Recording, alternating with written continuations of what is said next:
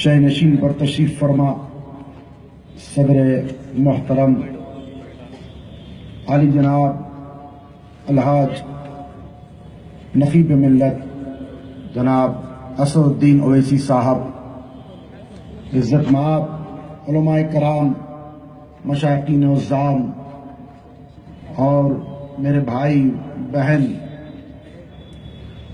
آج بہت ہی مختصر سی گفتگو رہے گی، لیکن ہم ہندوستان میں اپنی زندگی گزارتے ہوئے ایک ایسے موڑ پر آئے ہیں جو بہت نازک ہے، اور آج سارے ہندوستان کو یہ بتانا ہے کہ ہم میں کتنا اتحاد ہے، کتنا اتفاق ہے، اور ہم کس طرح سے حق کے راستے پر ہے۔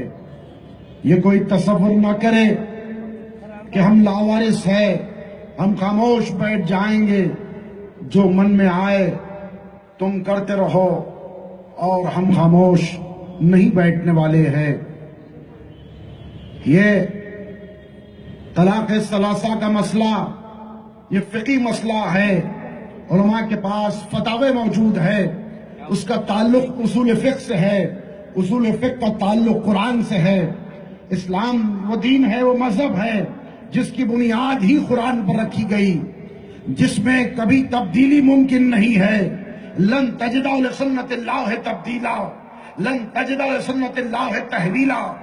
دوسرے مذاہب اور ہوں گے جہاں پر تحریف ہوئی، جہاں پر تبدیلی ہوئی، جہاں پر کتابوں کو بدلا گیا، جہاں پر لفظوں کو بدلا گیا، جہاں پر عقیدوں کو بدلا گیا، جہاں پر کمزور ایمان والے تھے، لیکن اللہ نے اس قرآن کو رسول ختمی مرتبت پر نازل فرمایا ہے، اور قیامت تک اس میں ایک حرف، ایک لفظ کی تبدیلی ممکن نہیں ہے۔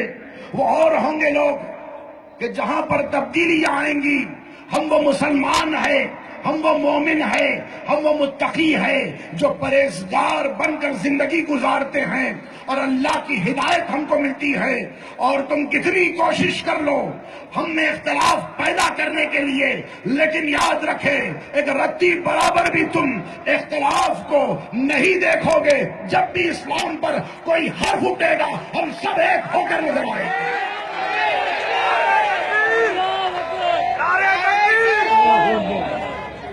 ہم سب ایک ہوں گے، بتائیں گے کہ ہمارا ایمان مضبوط ہے۔ وہاں پر تبدیلی ہوتی ہے جہاں پر ایمان کمزور ہوتا ہے، وہاں پر تبدیلی نہیں ہوتی جہاں پر ایمان مضبوط ہوتا ہے۔ ہمارا ایمان اللہ کی کتاب پر، اللہ کی وحدانیت پر، اس کی رسالت پر ہے، اور قیامت تک وہ باقی رہنے والا ہے۔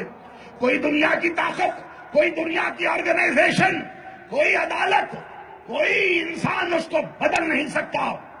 یہ فکر کو دیکھیے، ان کی عقل کو دیکھے، یہ سال بھر میں یہ اس طرح سے عقیدوں کی بات کرنا چاہتے ہیں۔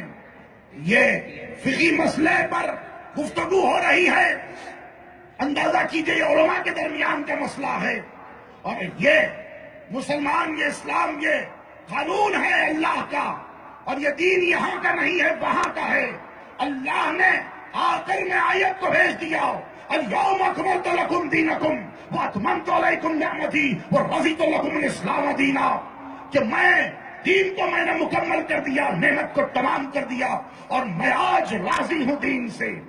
آج تم سوشل جسٹس کی بات کرتے ہو، آج تم مساوات کی بات کرتے ہو۔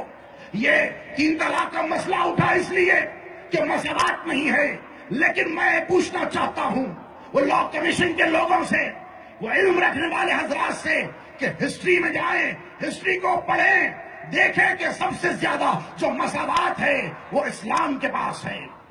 وہ اسلام، وہ دین، میرے پاس وقت نہیں ہے کہ تفصیل میں جاؤں، اہم بات کہہ کر اختتام پر پہنچانا چاہتا ہوں۔ وہ اسلام میں جتنے مساوات ہے، اسلام نے جتنی عزت دی ہے عورتوں کو، وہ کسی اور مذہب نے نہیں دی۔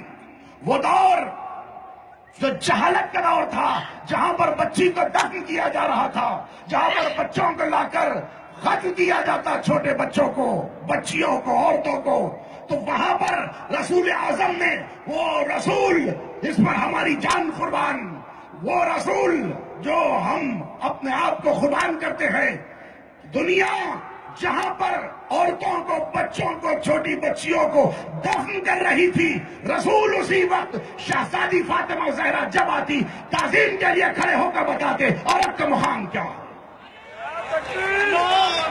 صرف تنہا رسول نہیں کھڑے ہو رہے ہیں، جب رسول کھڑے ہوتے ہیں یعنی آدم سے لے کر خاتم تک کی نبی جو ہے وہ عزت و احترام کر رہے ہیں۔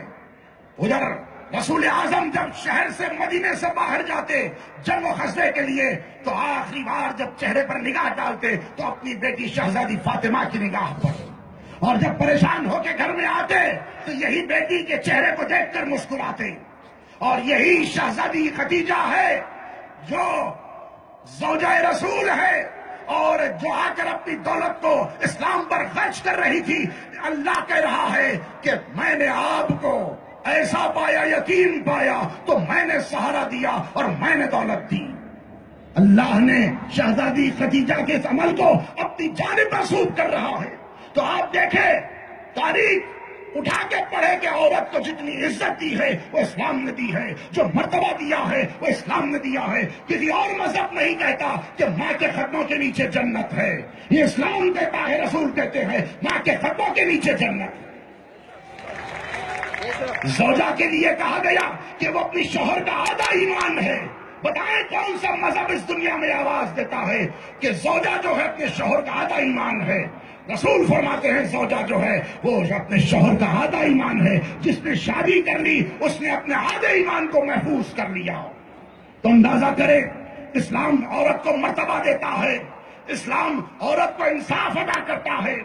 آج غلط پروپیگنڈا کیا جا رہا ہے، مسلمانوں کو بدنام کرنے کی کوشش کی جا رہی ہے، اور ہر مقام پر عدالت میں عورت کے نام کو اچھالا جا رہا ہے۔ ہم اس کو برداشت کرنے والے نہیں ہیں۔ عورت ہمارے گھر کی عزت ہے، یہ بہنیں ہماری گھر کی عزت ہے، ہم خاموش بیٹھنے والے نہیں ہیں۔ ہر پلیٹ فارم سے ہم آواز اٹھائیں گے، کیونکہ پروردگار ہماری آواز کو سن رہا ہے، رسول ہماری آواز کو سن رہے ہیں، اور وہ دیکھیں گے کہ کون کون مجھ سے محبت کرتا ہے، اور جب بھی حرف پڑا تو کون مسلمان ہے جس نے لا الہ الا اللہ محمد رسول اللہ کے پرچم کو بلند کر کے آ گیا۔ ہم بتائیں گے یا رسول اللہ ہم سب موجود ہیں۔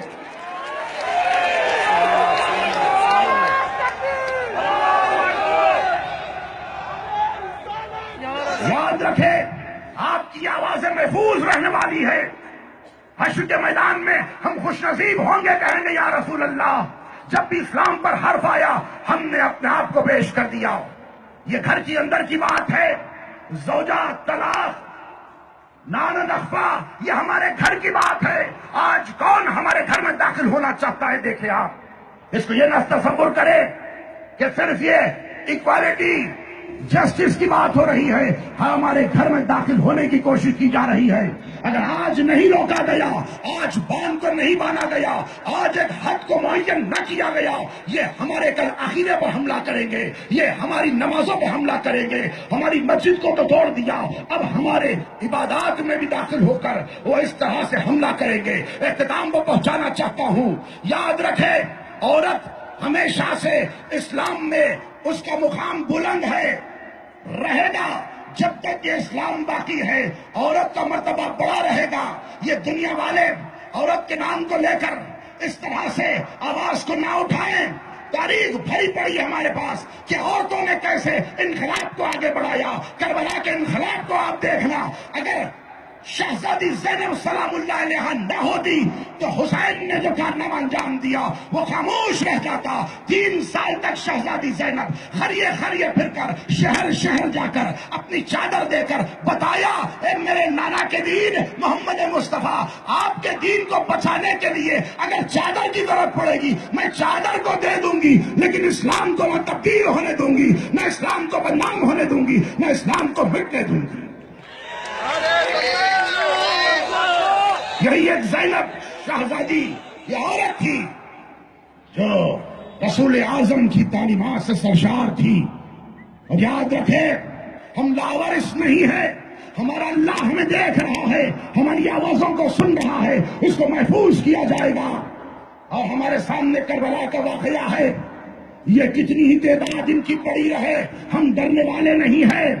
کیونکہ ہم نے بدر کو دیکھا، ہم نے احد کو دیکھا، ہم نے خیبر کو دیکھا، ہم نے کربلا میں دیکھا، لاکھوں کی تلواریں ایک طرف تھی، ادھر 72 شہداء تھے۔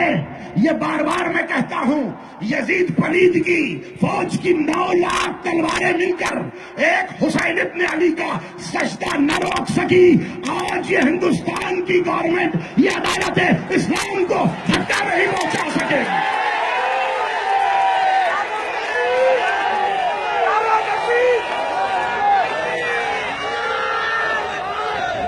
حسین ابن علی نے بتا دیا، میرا گلا کٹتا ہے تو کٹ جائے، اسلام کی شریعت اس کو میں تحفظ کرتا رہوں گا، عباس کے شانے پیش کر دوں گا لیکن اسلام کو اور شریعت کو بدلنے نہیں دوں گا، علی اصغر کی معصومیت کو پیش کروں گا لیکن اسلام کو شریعت کو بدلنے نہیں دوں گا۔ 72 کے 72 جنازے ایک دو پہر میں نکلے، بتلایا رزن بے فضائب تسلیما لامرے لا معبود سوا غیاث المستغیثین۔ پروردگار میں آ رہا ہوں لیکن دین اسلام کے پرچم کو بلند کر کے آ رہا ہوں۔ یزید دین کو شریعت کو بدلنا چاہتا تھا، آج یہ یزید کے ایجنٹ یاد رکھیں، دنیا ختم ہو جائے گی، اسلام ختم ہونے والا نہیں ہے، لوگ ختم ہو جائیں گے، اسلام باقی رہنے والا ہے، انسانوں کی فکریں ختم ہو جائیں گی، وہ حکومتیں تباہ ہو جائیں گی جو یہ سوچ رہی ہے کہ وہ منصوبہ بند طریقے سے اسلام پر حرف لائیں گے۔ یاد رکھیں، ابرہا کا واقعہ سامنے ہے، فرعون کا واقعہ سامنے ہے، کربلا کا واقعہ سامنے ہے، یزید وقت یہ حکومت یاد رکھ لے، تیرا بھی حشر وہی ہونے والا ہے جو یزید کیا ہوا تھا۔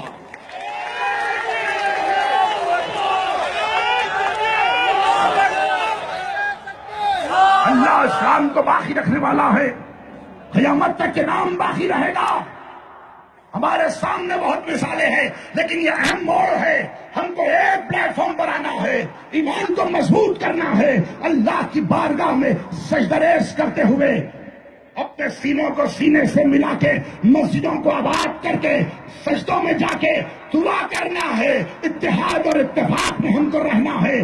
ہم بتا دیں گے تم کتنے کروڑ ہی کیوں نہ ہو، لیکن جب اس کی طرف سے آندھی آئے گی، اس کی آواز آئے گی، اس کا حکم آئے گا، اس کا امر آئے گا، ہم لبیک کہہ کر ایک ایمان کی طرح چٹان بن کر ہم سامنے آئیں گے۔ کربلا کا واقعہ سامنے ہے، ہم دنیا والوں کو بتا رہے ہیں کہ بھڑکی بھڑک کے بجھ گئی شمع یزیدیت، بھڑکی بھڑک کے بجھ گئی شمع یزیدیت، اسلام لازوال بنا کربلا کے بعد۔ السلام علیکم رحمۃ اللہ وبرکاتہ۔ نواز فرنیچر آپ کی خدمت میں لے آئے فرنیچروں کا نایاب کلیکشن، شادیوں کے جہیز کے لیے یا آپ کی گھر کی ضرورات کے فرنیچر کے لیے سیدھے چلے آئے نواز فرنیچر، نیئر ریلوے برج، بسائڈ سمینا ہاسپٹل، تلاب کٹا روڈ، حیدرآباد۔